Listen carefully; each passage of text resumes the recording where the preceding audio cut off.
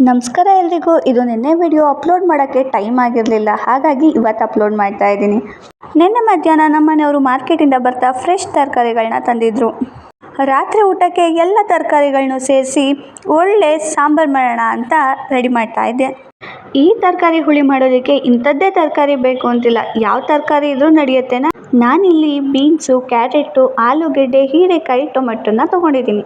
ಈ ಎಲ್ಲ ತರಕಾರಿಗಳನ್ನೂ ಎರಡೆರಡು ಸಲ ಸೋಸ್ಕೊಂಡು ಕ್ಲೀನಾಗಿ ತರಕಾರಿಗಳನ್ನ ತೊಳ್ಕೊತಾ ಇದ್ದೀನಿ. ತರಕಾರಿ ತೊಳೆಯೋದೇ ತಡ, ಅದ್ರ ಫ್ರೆಶ್ನೆಸ್ ಕೂಡ ಅಷ್ಟೇ ಜಾಸ್ತಿ ಆಗುತ್ತೆ. ಇದಾದಮೇಲೆ ಕುಕ್ಕರ್ಗೆ ತೊಗರಿಬೇಳೆ ಹಾಗೆ ತೊಳ್ಕೊಂಡಿದ್ದಂಥ ತರಕಾರಿಗಳು ನೋಡಿ ಎಷ್ಟು ಫ್ರೆಶ್ ಆಗಿದೆ. ಅದರಲ್ಲಿ 2 ಟೊಮೆಟೊನ ಅರ್ಧ ಭಾಗ ಮಾಡ್ಕೊಂಡು ಹಾಕ್ಕೊಂಡು ಒಂದೇ ಒಂದು ಟೊಮೆಟೊನ ಚಿಕ್ಕ ಚಿಕ್ಕದಾಗಿ ಹಚ್ಚಾಕೊಂಡಿದ್ದೀನಿ.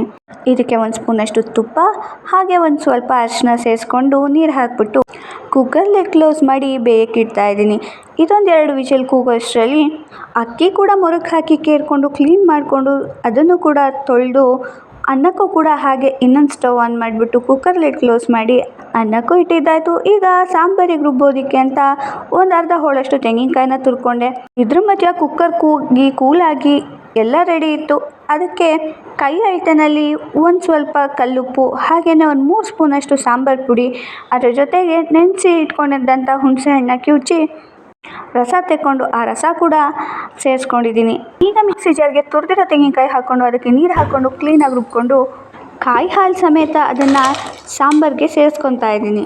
ಈಗ ಮತ್ತೆ ಚೆಂದವಾಗಿ ಮಿಕ್ಸ್ ಮಾಡಿಕೊಂಡು ಇದಕ್ಕೆ ಇನ್ನೊಂದು ಸೀಕ್ರೆಟ್ ಮಸಾಲಾನ ಆ್ಯಡ್ ಮಾಡ್ಕೊಳ್ಳೋಕ್ಕಿದೆ. ಅದೇನಪ್ಪ ಅಂತ ಅಂದರೆ, ನಾನು ಮೊದಲೇ 4 ಭಾಗ ಮಾಡಿಟ್ಟಿರೋ ಟೊಮೆಟೊನ ಬೇಯಿಸ್ಕೊಂಡಿದ್ನಲ್ಲ, ಅದನ್ನು ತೊಗೊಂಡು ಸಪ್ರೇಟಾಗಿ ಎತ್ತಿಟ್ಕೊಂಡಿದ್ದೆ. ಈಗ ಅದನ್ನು ಕೂಡ ಮಿಕ್ಸಿ ಜಾರಲ್ಲಿ ಪ್ಯೂರಿ ಥರ ರುಬ್ಬಿ ಅದನ್ನು ಕೂಡ ಸಾಂಬಾರಿಗೆ ಸೇರಿಸ್ಕೊಂಡು ಮತ್ತೆ ಮಿಕ್ಸ್ ಮಾಡ್ತಾ ಇದ್ದೀನಿ.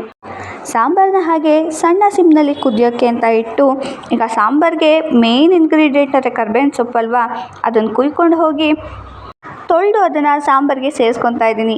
ಸಾಂಬಾರು ಅರೋಮನೆ ಚೇಂಜ್ ಆಗೋಗುತ್ತೆ. ಇದರ ಜೊತೆಗೆ ನಾನು ಸ್ವಲ್ಪ ಬೆಲ್ಲ ಆ್ಯಡ್ ಮಾಡ್ಕೊತಿದ್ದೀನಿ. ಬೆಲ್ಲ ಬೇಕಾದ್ರೆ ಆಪ್ಷನಲ್, ನಿಮಗೆ ಬೇಡ ಅಂದರೆ ಸ್ಕಿಪ್ ಮಾಡ್ಬೋದು. ಇದೆಲ್ಲದನ್ನೂ ಹಾಕಿ ನೊರೆ ಎಲ್ಲ ಹೋಗೋವರೆಗೂ ಕುದಿಸ್ಕೊಂಡ್ರೆ ದೇವಸ್ಥಾನಗಳಲ್ಲಿ ಅನ್ನ ಸಂತರ್ಪಣೆಗೆ ಹೇಗೆ ಸಾಂಬಾರು ಮಾಡ್ತಾರೋ ಆ ಸಾಂಬಾರು ರೆಡಿ ಆಗುತ್ತೆ. ಇದಾದಮೇಲೆ ನಾನು ಹೂಗಳನ್ನ ಬಿಡಿಸ್ಕೊತಾ ಇದ್ದೆ. ಸಂಜೆ ಆಗಿತ್ತು, ನಮ್ಮೂರಿನಮ್ಮ ಬರೋ ಸಮಯ. ನನ್ನ ಮಗ ಅಂತೂ ಅಮ್ಮನ ನೋಡೋಕ್ಕೆ ಅಂತಲೇ ಕಾಯ್ತಾ ಇದ್ದ, ಕುಣಿತಾ ಇದ್ದ ಕೂಡ. ಅಷ್ಟರಲ್ಲಿ ನಾನು ಕೂಡ ಪೂಜೆ ಸಾಮಾನು ರೆಡಿ ಮಾಡಿಕೊಂಡೆ. ಅಮ್ಮನವರು ಬಂದರು, ಪೂಜೆನೂ ಮಾಡಿಸಿದ್ದಾಯಿತು. ಇದಿಷ್ಟು ಇವತ್ತಿನ ವ್ಲಾಗ್. ವಿಡಿಯೋ ಇಷ್ಟ ಆದರೆ ಲೈಕ್ ಮಾಡಿ. Thank you for watching.